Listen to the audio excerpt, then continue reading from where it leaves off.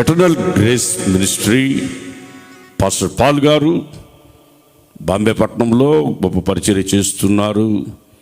మీరు ఈ విధంగా ఆ ప్రాంతంలో ఉన్న ప్రజలతో మాట్లాడడానికి ఇచ్చిన మంచి తరుణాన్ని బట్టి ప్రభువుకు స్తోత్రాలు చెల్లిస్తూ పరిశుద్ధ గ్రంథంలో కొన్ని మాటలు మీతో పంచుకోవాలని ఆశపడుతున్నాను. ఈరోజు పరలోక రాజ్యానికి ఎవరు వెళ్తారు? పరలోక రాజ్యానికి ఎవరు వెళ్తారు? పరలోక రాజ్యానికి వెళ్ళేవాళ్ళు ఎవరు అంటే, నేను పోను అనేవాళ్ళు ఎవరు ఉండరు. అందరూ పరలోకానికి వెళ్ళాలనుకుంటారు. నరకానికి వెళ్ళాలని ఎవ్వరు అనుకోరు. అందరూ పరలోకానికే వెళ్ళాలనుకుంటారు. కానీ పరలోక రాజ్యానికి ఎవరు వెళతారో తెలుసుకోవడం చాలా ప్రాముఖ్యం. అప్పుడు నువ్వు వెళ్తావో లేదో నీకే తెలిసిపోద్ది. చాలామంది జీవితాల్లో మేము పరలోకానికి వెళ్తాం అనుకుంటున్నారు. ప్రభు అని పిలిచినవాడు అందరూ పరలోకానికి వెళితే, యేసు ప్రభు అన్నాడు, ప్రభు అన్నారు, మీరెవరో నాకు తెలియదు అన్నాడు. మీరందరూ బైబిల్ తీసి చూడండి. ప్రకటన గ్రంథం 22వ అధ్యాయంలో, ప్రకటన గ్రంథం 22వ అధ్యాయం 12వ వచనం నుంచి చదువుకుంటూ వస్తే చాలా విలువైన మాటలు మనకు కనిపిస్తాయి. ఇదిగో నేను త్వరగా వస్తున్నాను. ఇది చాలామంది మర్చిపోయినారు, ఆయన త్వరగా వస్తున్నాడు అన్న సంగతి. కాలయాపన చేస్తున్నాడులే అని అనుకుంటూ లోకంలో పడిపోయి మాలిన్యంలో చిక్కుకొని పాపంలో జీవిస్తూ దేవుడి రాకడ నేను త్వరగా వస్తున్నానన్న సంగతిని మర్చిపోయారు. చాలామంది జీవితాలలో ఈరోజు ప్రభు రాకడ కొరకు ఎదురు చూసే అనుభవం చాలామందికి లేదు. సిద్ధపడి ఉన్నావా అని అడిగితే, ఆయన వస్తాడులే, చిన్నప్పటి నుంచి ఉంటున్నాం కదా, నేను త్వరగా వచ్చుచున్నాను అన్నాడు. ఇంకా రాలేదు. వస్తాడులే, ఇప్పుడే తొందర ఏమి, వస్తాడన్నాడు కదా, వస్తాడులే, అప్పుడు సిద్ధపడచ్చులే అనేవాడు చాలామంది ఉన్నారు. నేను త్వరగా వచ్చుచున్నాను అంటున్నాడు. ఏ గడియలో వస్తాడో తెలియదు, ఎప్పుడు వస్తాడో తెలియదు. అనుకొనని గడియలో వస్తాడు, రెప్పపాటులో వస్తాడు, దొంగ వలె వస్తాడు. మనం ఎప్పుడు సిద్ధంగా ఉండాలన్న సంగతి గుర్తుపెట్టుకో. చాలా జాగ్రత్తగా సిద్ధపాటు కలిగి మనం సిద్ధపడి ఆయన కొరకు ఎదురు చూస్తూ ఉండాలి. చాలామంది జీవితాలలో ఈరోజు క్రైస్తవులుగా పుట్టినా, క్రైస్తవులుగా బాప్తిసం పొంది, మారు మనసు పొంది ప్రభు కొరకు జీవిస్తున్నామని చెప్పుకుంటున్నా, ఈరోజు ప్రభు రాకడికి సిద్ధంగా లేరు. నేను త్వరగా వస్తున్నానని ఆయన చెప్తుంటే కాలయాపన చేస్తూ ఉన్నారు. ప్రియమైన దేవుని బిడ్డలారా, ఆయన ఇంకనూ ఈ లోకములో శేషం మిగిలింది గనుక వారి కొరకు ఆలస్యం చేస్తున్నాడు. ఈరోజు నీ కొరకే ఆలస్యం చేస్తున్నాడు. సిద్ధపడకపోతే ఎలా? ప్రభు రాకడికి మనం ఎత్తబడాలంటే సిద్ధంగా ఉండాలి. ఆయన వచ్చినప్పుడు మనం సిద్ధంగా ఉండాలి. నేను త్వరగా వచ్చుచున్నాను, వాని క్రియల చొప్పున ప్రతి వానికి నేను జీతం ఇస్తాను. చూడండి, దేవుడు ప్రతి వానికి వాని ప్రతిఫలం ఇవ్వడానికి ఆయన సిద్ధంగా ఉన్నాడు. మంచి చేసిన వారికి మంచి, చెడు చేసిన వారికి చెడు. ఈ లోకంలో నీ జీవితంలో నువ్వు చేసిన ప్రతి దానికి ఆయన ప్రతిఫలం ఇవ్వడానికి సిద్ధంగా ఉన్నాడు. నువ్వు చేసిన క్రియలను బట్టి నువ్వు ఆయన దగ్గర ప్రతిఫలం పొందగలవు. ఈరోజు నీ జీవితంలో నువ్వు ఆయన కొరకు ఎదురు చూస్తున్న నీవు ఆయన ఇచ్చే జీతాన్ని తీసుకొని నిత్యత్వంలో యుగయుగాలు దేవునితో ఉండడానికి నువ్వు సిద్ధపడాల్సిన అవసరం నీకుంది. చాలామంది ప్రభు రాకుండా పక్కన పెట్టేశారు. కడుపు నొప్పి, తలకాయ నొప్పి, దెయ్యాలు ఎలగొట్టడం ఇవి చూసుకుంటూ ప్రభు రాకడికి సిద్ధపరచలేకపోతున్నారు చాలామంది. అపొస్తలుడైన పౌలు అంటాడు, ఏ విధము చేతనైనా ప్రతి ఒక్కరికి బుద్ధి చెప్పి సరిచేసి ప్రభు ఎదుట నిలబెట్టాలి నేను అంటున్నాడు. ఈరోజు ప్రభు రాకడ కొరకు సిద్ధంగా ఉన్నావా? లోక పరిస్థితి బాగలేదు, ఏం జరుగుతుందో తెలియటం లేదు. దేశాలు కబళించిపోతున్నాయి. మరణం ఒక్కొక్కరిని మృంగివేస్తూ ఉంది. మరణ మృదంగం విలయతాండం వాడుతూ ఉంది. ప్రపంచమంతా ఈరోజు మరణ భయం చేత పీడించబడుతున్న ఈ రోజులలో నీవు ప్రభు రాకడికి సిద్ధంగా ఉన్నావా? ఒక దైవ సేవకుడిగా నేను మిమ్మల్ని బ్రతిమలాడుతున్నాను, ప్రభు రాకడికి నువ్వు సిద్ధంగా ఉన్నావా? ఎవరి పని చొప్పున నేను జీతం ఇవ్వడానికి నేను రెడీగా సిద్ధంగా ఉన్నాను. నేను ఆల్ఫా మొదటి వాడను నేనే, కడపటి వాడను నేనే. మొదటి వాడను కడపటి వాడను నేనే. ఆదియు అంతం, ఆరంభం ఆయనే, అంతము ఆయనే అయున్న దేవుడు మనం ఆరాధిస్తున్నాం. జీవ వృక్షమునకు హక్కు గలవారై గుమ్మము గుండా పరలోక రాజ్యములోనికి ప్రవేశించే వస్త్రాలను ఉదుకుకొనిన వారు ధన్యులు. వస్త్రాలు ఉదుకుకున్న వాళ్ళు వెళతారు. నీ నీతి క్రియలైన వస్త్రాలు, రక్షణ అనే వస్త్రాలు, శృంగధరమైన వస్త్రాలు, పవిత్రత అనే వస్త్రాలు నీ జీవితంలో లేకపోతే నీ జీవితాన్ని నష్టపోతావు. ప్రేమ దేవుని బిడ్డలారా, ఏదైనా తోటలో నుంచి వస్త్రాలు పోగొట్టుకున్నందుకే ఆదామను బయటికి తరిమివేసింది. మహిమ వస్త్రాలు పోగొట్టుకున్నారు, కచ్చిడాలను కప్పుకున్నారు, సాతాను మాట విన్నారు, పాపాను వలన వచ్చి జీవితం మరణాన్ని కొని తెచ్చి పెట్టుకున్నారు. ప్రేమ దేవుని బిడ్డలారా, ఈరోజు నీకు రక్షణ వస్త్రం అవసరం, పరిశుద్ధుల నీతి క్రియలైన వస్త్రం అవసరం.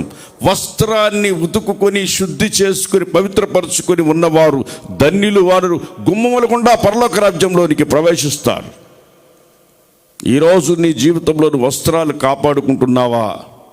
ధూళి దులుపుకుంటున్నావా? మెడకట్లు ఇప్పుకుంటున్నావా?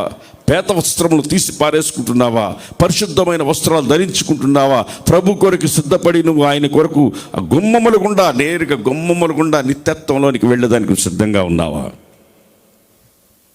ప్రేమ దేవుని బిడ్డలారా, వస్త్రాలు కాపాడుకోవాలి. ఒక యజమానుడు విందు సిద్ధపరిచాడు, చాలామందిని పిలిచాడు. పిలుపు కలిగిన వాళ్ళు చాలామంది ఉన్నారు, ఒక్కరు రాలేదు. అక్కడ విందు యజమానిని పిలిచి, నువ్వు రాజవిధుల్లోకి వెళ్ళి ఆ పూట కూడా వాళ్ళు ఉంటారు, రోజు పని చేసుకుని కూలి పని చేసుకునే వాళ్ళు ఉంటారు, వాళ్ళ పిలువ అన్నాడు. పిలిచిన వాళ్ళు రానప్పుడు ఆ వీధుల్లో ఉన్న వాళ్ళందరినీ పిలిచాడు. లోపలికి పిలిచేటప్పుడు ఆ విందులో వాళ్ళకు ఒక్కొక్కరికి వస్త్రాలు ఇచ్చాడు, పెళ్లి వస్త్రాలు ఇచ్చాడు. అందరూ వస్త్రాలు ధరించుకొని వెళ్ళి విందులో కూర్చొని ఆరగిస్తూ ఉన్నారు. విందు యజమానుడు వచ్చాడు చూడ్డానికి. ఒకడికి వస్త్రాలు లేకుండా కూర్చొని ఉన్నాడు, అక్కడ వస్త్రాలు లేకుండా కూర్చొని ఉన్నాడు. అప్పుడు సహోదరుడా అడిగాడు, నీకు ఇచ్చిన వస్త్రాలు ఏమైనాయి? పెళ్లి వస్త్రములు ఏమైనాయి అన్నాడు. వాడు నోరెత్తి మాట్లాడలేదు, పోగొట్టుకున్న సంగతి కూడా చెప్పట్లేదు. సిగ్గుతో తల వంచుకుని వస్త్రాలు పోగొట్టుకున్న స్థితిలో అతను ఉన్నాడు. ఇతని కాళ్ళు చేతులు పట్టి వెలుపటి చీకట్లో పారేయండి అన్నాడు. ప్రేమ దేవుని బిడ్డలారా, వస్త్రాలు మనం పోగొట్టుకోకూడదు. మనకిచ్చిన రక్షణను పోగొట్టుకోకూడదు, మనకిచ్చిన పరిశుద్ధతను పోగొట్టుకోకూడదు, మనకిచ్చిన ప్రతిష్టతను పోగొట్టుకోకూడదు.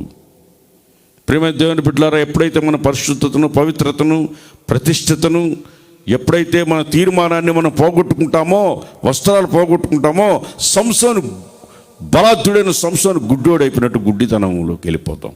ఆత్మీయమైన అంధకారం నిన్ను ఆవరిస్తుంది. వస్త్రాలు పోగొట్టుకుంటే నీ జీవితాన్ని నష్టపరుచుకుంటావు.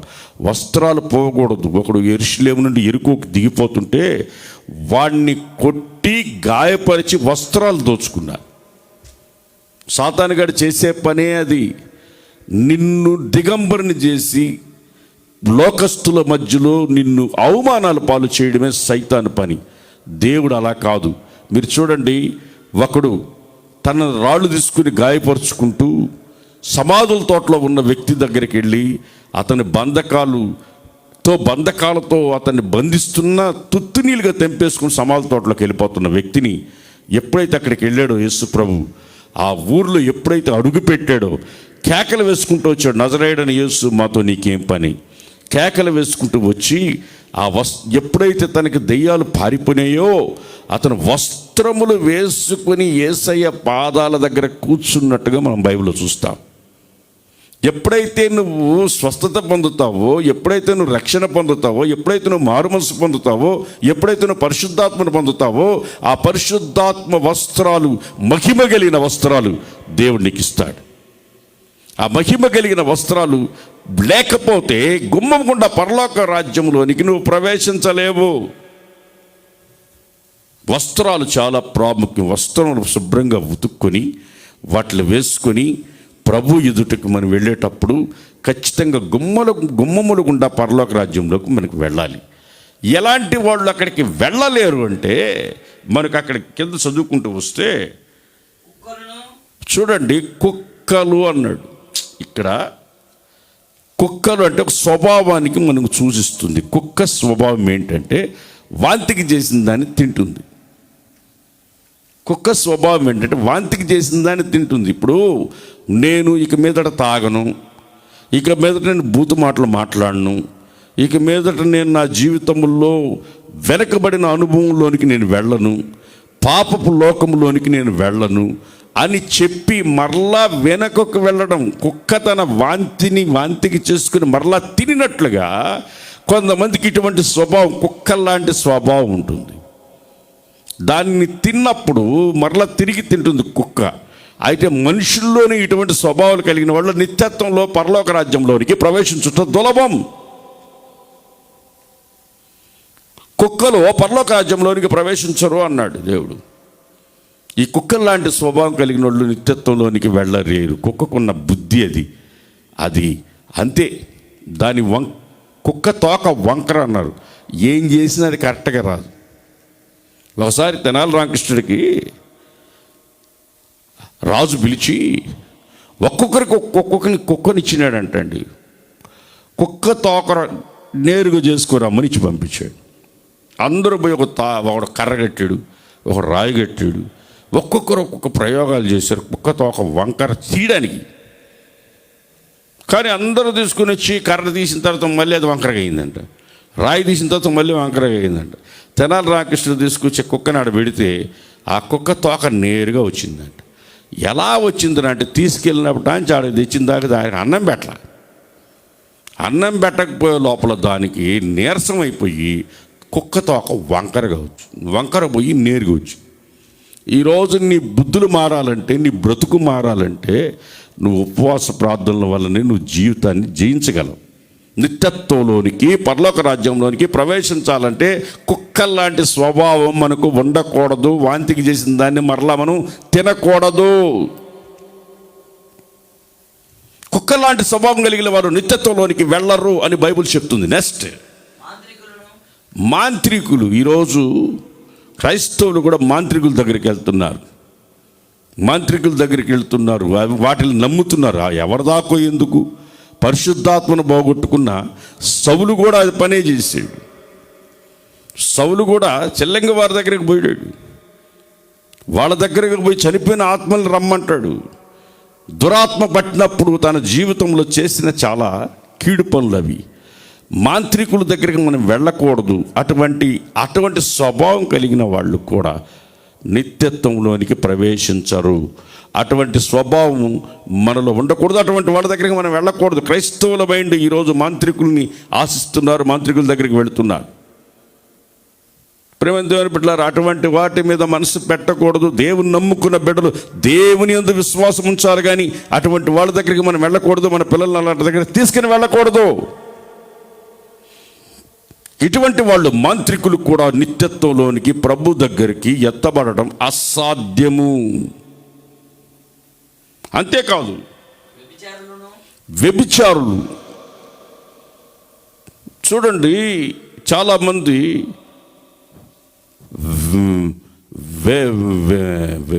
వేషధారులను క్షమించుడు వ్యభిచారులను క్షమిస్తాడని వ్యభిచారం చేసుకుంటూ జీవిస్తున్నారు. ఆ వాక్యాన్ని ఆధారం చేసుకుని కొంతమంది. వ్యభిచారం అనేది చాలా డేంజర్.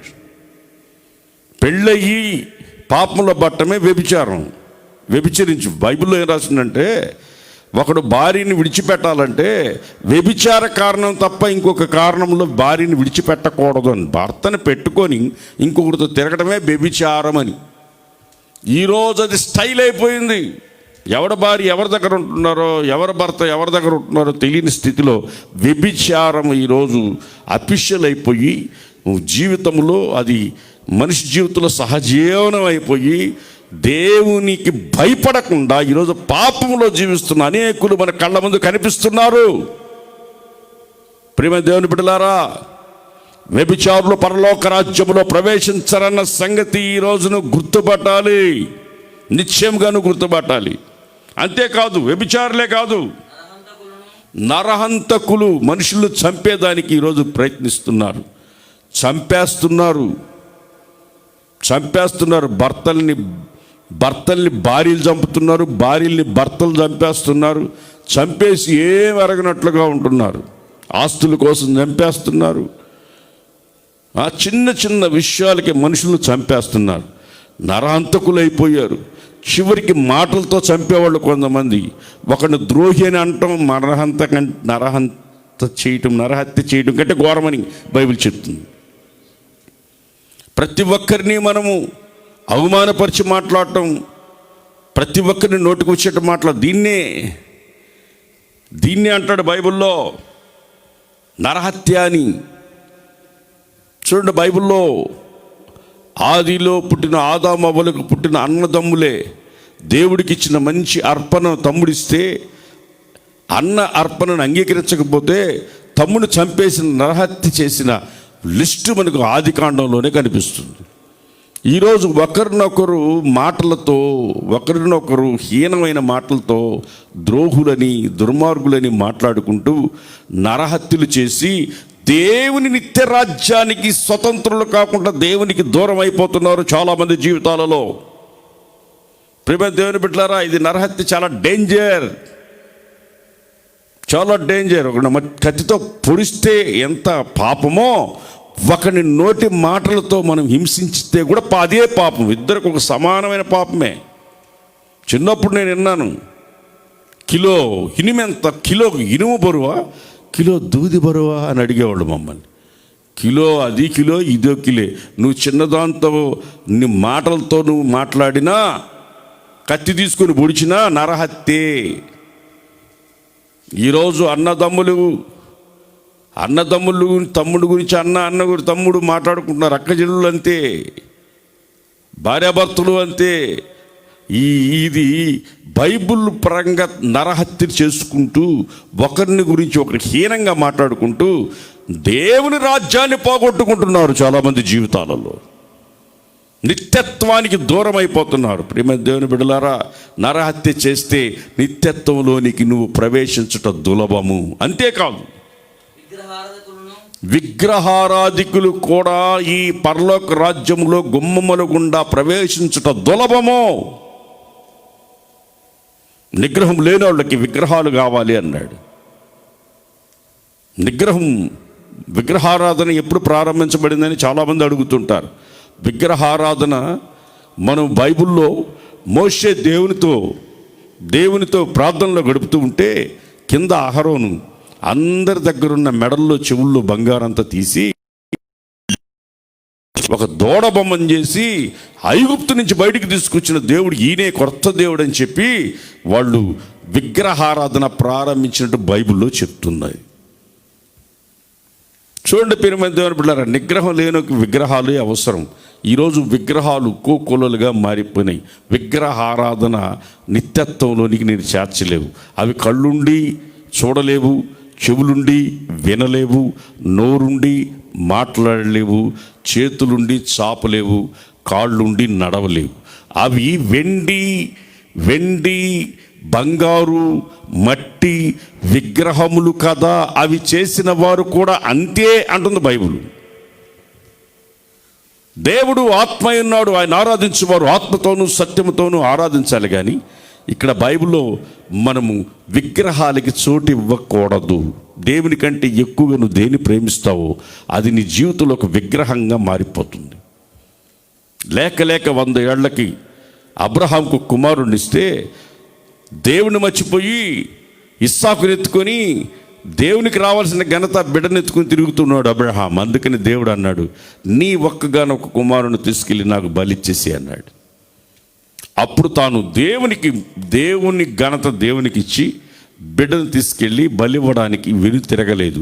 దేవుని పరీక్షలో నిలబడ్డాడు, సాతాను శోధనని జయించాడు, దేవుని పరీక్షలో జయించాడు. అందుకని అతను అబ్రహాము విశ్వాసులకు తండ్రిగా మారాడు.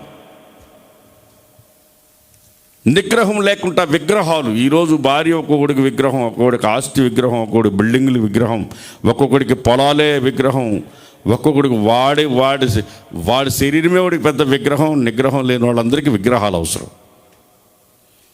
విగ్రహాల పూజ, విగ్రహారాధన దేవుని రాజ్యానికి నిన్ను చేర్చవు అని బైబిల్ తేట తెల్లగా చెప్తూ ఉంది.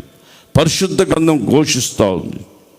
ప్రియమైన దేవుని బిడ్డలారా, విగ్రహారాధన ఇది క్రైస్తవ లోకంలో కూడా ఈరోజు పెచ్చు అయిపోయింది. ఈరోజు విగ్రహాలను పెట్టి పూజిస్తున్నారు. విగ్రహాలకి క్రీస్తుకి పొత్తు లేదు, వెలుగుకి చీకటికి పొత్తు లేదు, పరిశుద్ధతకి అపవిత్రతకి పొత్తు లేదు. క్రీస్తుకి సాతానికి సంబంధించిన వాళ్ళకి పొత్తు లేదే. విగ్రహాలకి ఏడ పొత్తుంది? సజీవుడైన దేవుని విగ్రహాలు ఎలా చేయగలము? సృష్టి వేరు, సృష్టికర్త వేరు అన్న సంగతి చాలామంది గుర్తుపట్టలేకపోతున్నారు. సృష్టికర్త ఎవరో, సృష్టి ఎవరో తెలియని పరిస్థితిలో ఈరోజు సృష్టిని దేవుడని విగ్రహాలుగా చేసి నిగ్రహం లేని స్థితిలో నరకాగ్నికి వెళ్ళిపోతున్నారు. వాక్యం వింటున్న దేవుని బిడ్డ, దేవుడు ఆత్మ కనుక ఆయన ఆరాధించేవారు ఆత్మతోనూ సత్యంతోనూ ఆరాధించాలి. విగ్రహాల జోలికి వెళ్ళొద్దు. విగ్రహారాధన చేయువారు వారు నిత్యత్వంలో గుమ్మములు గుండా పరలోక రాజ్యంలోనికి ప్రవేశించారు అని పరిశుద్ధ గ్రంథం, ప్రకటన గ్రంథం చెప్తుంది. అంతేకాదు, అబద్ధమును ప్రేమించి జరిగించే వాళ్ళు కూడా పోరు, లోపల ప్రవేశించరు. అబద్ధాన్ని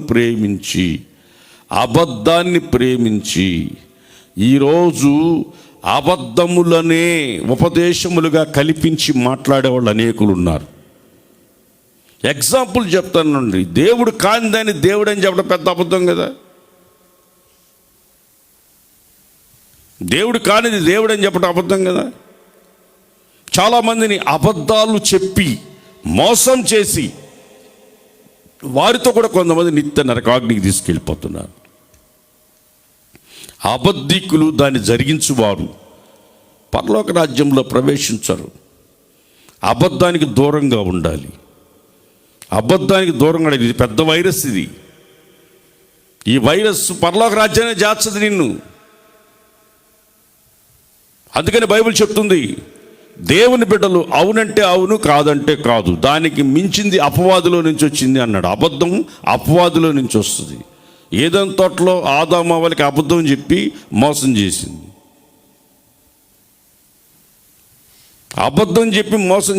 ఏదైనా తోటలో అది సాతాను సరికి. అది నీ జీవితంలో అబద్ధానికి చోటు ఇవ్వకూడదు. అబద్ధమైన వాటిని జరిగించకూడదు. అబద్ధమైన వాటిని నువ్వు వెంబడించకూడదు. అబద్ధమైన వాటిని నీ జీవితంలో అలవర్చుకొని ముందుకు సాగితే నిత్యత్వంలోనికి నువ్వు ప్రవేశించమన్న సంగతిని గుర్తుపట్టాలి. ప్రియమైన దేవుని బిడ్డలారా, ఇవన్నీ జరిగించువారు, ఇవన్నీ అబద్ధమును ప్రేమించి జరిగించి ప్రతి వాడు వెలుపలుంటాడు, లోపలికి రాడు. నువ్వు బయట ఉండాలా, లోపలికి రావాలా? బయట ఉంటే నరకాగ్నికి వెళ్తావు. గుమ్మములు గుండా లోపలికి వస్తే నిత్యత్వంలో యుగయుగాలు దేవునితో ఉంటావు. నీకు ఏ అనుభవం నీకు అవసరం? ఏది అవసరం నీ జీవితానికి? వెలుపలుంటావా, లోపలికి వస్తావా? నువ్వు లోపలికి వచ్చి దేవునితో యుగయుగాలు ఉండాలనుకుంటే నీ జీవితాన్ని చాలా జాగ్రత్తగా పెట్టుకోవాలి. చూడండి, వస్త్రాలు ఉతుకుకొని కుక్కలు, మాంత్రికులు, వ్యభిచారులు, నరహంతకులు, విగ్రహారాధికులు, అబద్ధమును ప్రేమించువారు, ఈ 7 రకాల అనుభవాలలో వస్త్రాలు ఉతుక్కున్నవాడు మాత్రమే లోపలికి వెళ్తాడు. నీ ఆధ్యాత్మికమైన జీవితంలో నీకు మచ్చలు పడకుండా, మురికి కాకుండా, పరిశుద్ధంగా పవిత్రంగా నీ జీవితాన్ని నువ్వు కాపాడుకొని ప్రభు రాకడలో నిందారేగితే నువ్వు ప్రభువుని ఎదుర్కొనేందుకు నువ్వు ప్రయత్నించు. ప్రియమైన దేవుని బిడ్డలారా, వస్త్రములను ఉతుకుకొని పరిశుద్ధపరచుకొని పవిత్రపరచుకొని యేసు ప్రభు ఆయన రూపాంతర కొండ మీద ప్రకాశవంతమైన వస్త్రములు అని రాసి ఉంటుంది బైబిల్లో. ఆయన్ని మనం ఆరాధిస్తున్న మనము కూడా పవిత్రమైన పరిశుద్ధమైన రక్షణ వస్త్రాలు ధరించుకుని ప్రభు రాకడ వరకు నీవు నేను ఎదురు చూడాలి. లోక సంబంధమైన మాలిన్యంలో చిక్కుకోకుండా, వ్యభిచారాల్లో చిక్కుకోకుండా, నరహత్య చేయకుండా, విగ్రహారాధన చేయకుండా, పాపంలో పడిపోకుండా నీ జీవితాన్ని పరిశుద్ధపరచుకొని, పవిత్రపరచుకొని ప్రభు రాకడ కొరకు జీవిస్తూ కుక్కల్లాంటి వెనుకబడిన జీవితానికి మరలా వెనుక తిరగకుండా పవిత్రమైన జీవితాన్ని జీవించి వస్త్రాలు కాపాడుకొని ప్రభు రాకడికి నువ్వు ఎత్తబడాలి. వాక్యం వింటున్న దేవుని బిడ్డ, ప్రభు రాకడికి ఎత్తబడడం చాలా ప్రాముఖ్యం. వస్త్రాలు పరిశుద్ధపరచుకోవడం అవసరం. ప్రభు రాకడికి ఎత్తబడి యుగయుగాలు ఆయనతో ఉండడం మనకు చాలా అవసరం. ప్రియమైన దేవుని బిడ్డారా, మనం హాయిగా ఆనందంగా వెళ్ళిపోవాలి. చూడండి, మోషే అరణ్యములో నడిపించేటప్పుడు కూడా ఒక మాట చెప్పాడు. ఏమని? వాళ్ళ వస్త్రములు నలగలేదు, చెప్పులు తెగలేదు, తలకు నూనె అవ్వలేదు. వస్త్రాలు జాగ్రత్తగా కాపాడుకోవాలి. ఎంత ప్రయాణములో ఉన్న వస్త్రాలు చాలా అవసరం. ఈరోజు నువ్వు పరీక్షించుకో, నీ రక్షణ అనుభవం అనే వస్త్రాలు నీ దగ్గర జాగ్రత్తగా పరిశుద్ధపరుచుకుని ఉన్నావా? మాలిన్యం కాకుండా కాపాడుకున్నావా? నీ విశ్వాసం అనే వస్త్రాలు, నీ సాక్ష్యం అనే వస్త్రాలు పరిశుద్ధపరుచుకుని ఉంటే నిశ్చయంగా ప్రభు రాకడలో నువ్వు ఆయన ఎదుర్కొంటావు, యుగయుగాలు ఆయనతో ఉంటావు. దేవుడు నిన్ను దీవించి ఆశీర్వదించునుగాక.